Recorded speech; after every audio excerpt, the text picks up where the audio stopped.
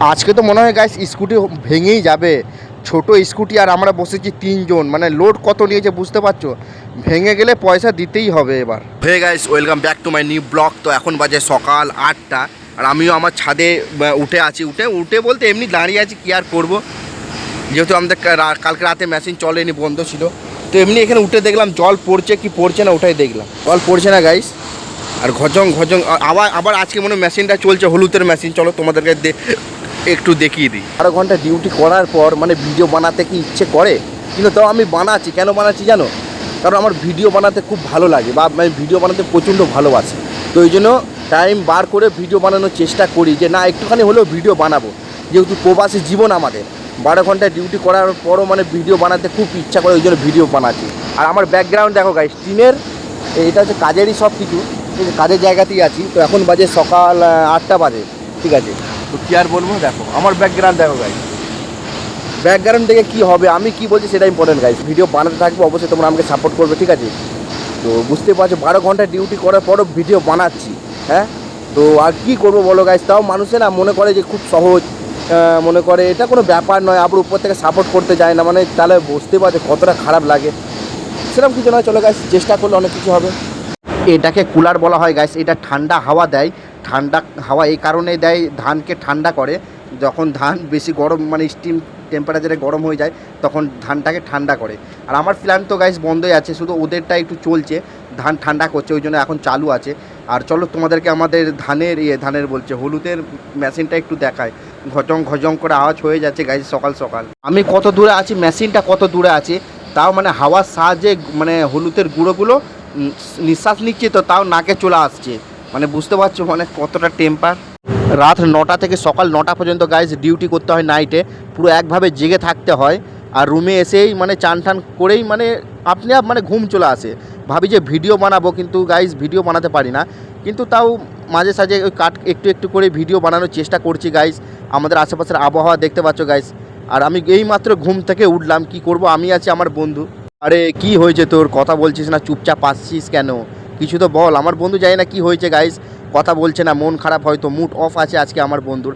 আর আজকে আমাদের দিকে আবহাওয়া দেখো, এখন বাজে বিকেলে ওই 5টা, এখনও 5টা বাজেনি, 5টা বাজতে এখনও 10 মিনিট বাকি আছে। আর এই স্কুটিটা গাইস আমাদের নয়, অন্যজনের স্কুটি তো দিয়ে গেছে আমাদেরকে, আমাকে নয়, একজনের সিনিয়র আছে তাকে দিয়ে গেছে, বলেছে স্কুটিটা একটু ভালো করে দেখাশোনা করবি।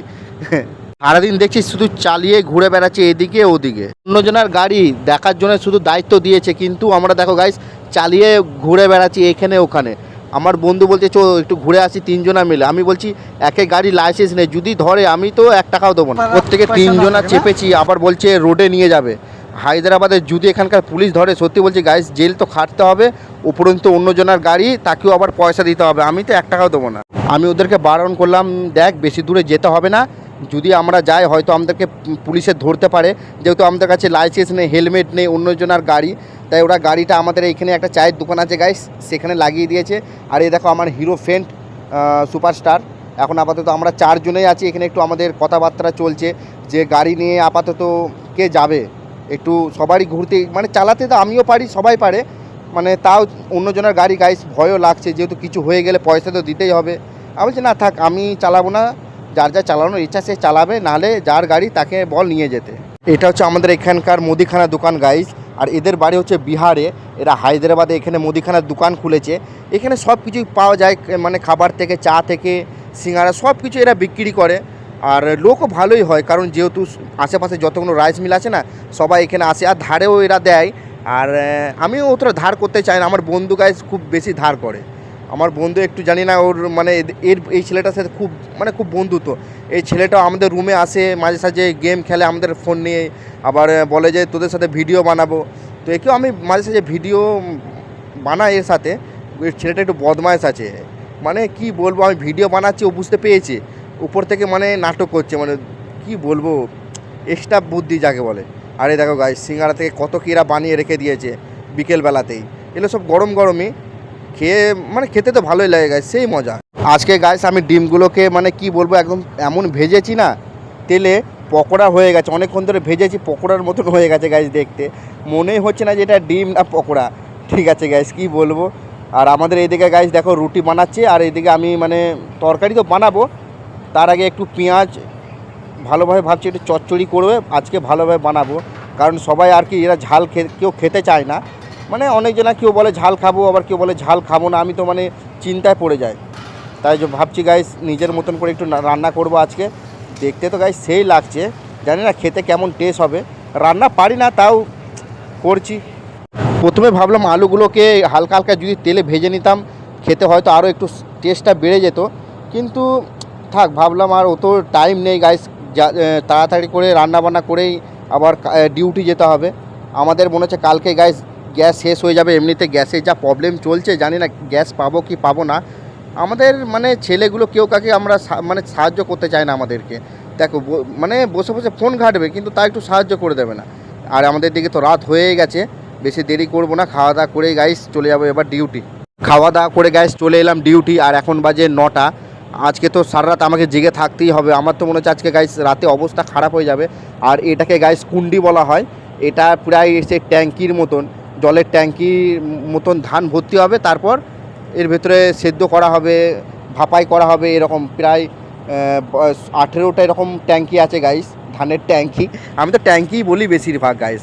এখন মানে হালকা হালকা ধান পড়ছে, যখন খুলে দেবো এই লিভারগুলোকে গাইস, তখন অনেক জোরে ধান পড়বে আর অনেক তাড়াতাড়ি ভর্তি হয়ে যাবে। এটাকে কপলিং বলা হয় গাইস। মোটরের সাহায্যে এটা ঘুরছে, আর এটার সাহায্যে ভুসাটা ঠেলছে আর আগুন জ্বলছে গাইস। আপাতত আমার তো প্ল্যান চলছে আর চলবে আজকে গাইস সারা রাত। ঠিক আছে গাইস, আমার তো মানে কি বলবো, অবস্থাটা খারাপ। আর আমার কেবিনটা দেখো গাইস, কেবিনটা এতটাই ছোট, আমার সবই ভালো লাগে, শুধু কেবিনটা একটু ছোট। আর দেখো গাইস, তোমাদেরকে একটা ছোট্ট একটা জিনিস দেখাচ্ছি। এটা হচ্ছে একটা ব্লো ডাউন মেশিন আমাদের, যে অটোমেটিক কাজ করে। অটোমেটিক 2 ঘন্টা অন্তর অন্তর এ নিজে নিজেই মানে চলবে বন্ধ হবে, চলবে বন্ধ হবে, এমনভাবে সিস্টেম করা আছে। মাঝে মাঝে ফেল হয়ে যায় একটু, তখন আবার আমি নিজে নিজে হাতে করে আবার একটু বন্ধ করি, আবার চালু করি। আর এটা আমাদের হচ্ছে মা কালী ঠাকুরের ফটো। প্রতি শুক্রবারে পুজো হয়। এগুলো হচ্ছে বেড টেম্পারেচার গাইস, সব ভুসার ফিটিং, সব কিছু বেড টেম্পারেচার থেকে সব কিছু। আমার প্ল্যান বলতে সব ঠিকই আছে, জাস্ট শুধু একটু মানে ছোট আছে কেবিনটা, আর কিছু নয়। এই বোতলটাকে আমি টেনে কিনেছিলাম গাইস, আজকে হয়ে গেল অনেক দিন। 20 টাকার বোতল, অনেক যত্ন করে রেখেছি জল খাওয়ার জন্য। সেই একই আমার সেই কাজের জায়গা, আর একই আমার সব সেট আপ, একই সেই চেয়ারে বসে আছি।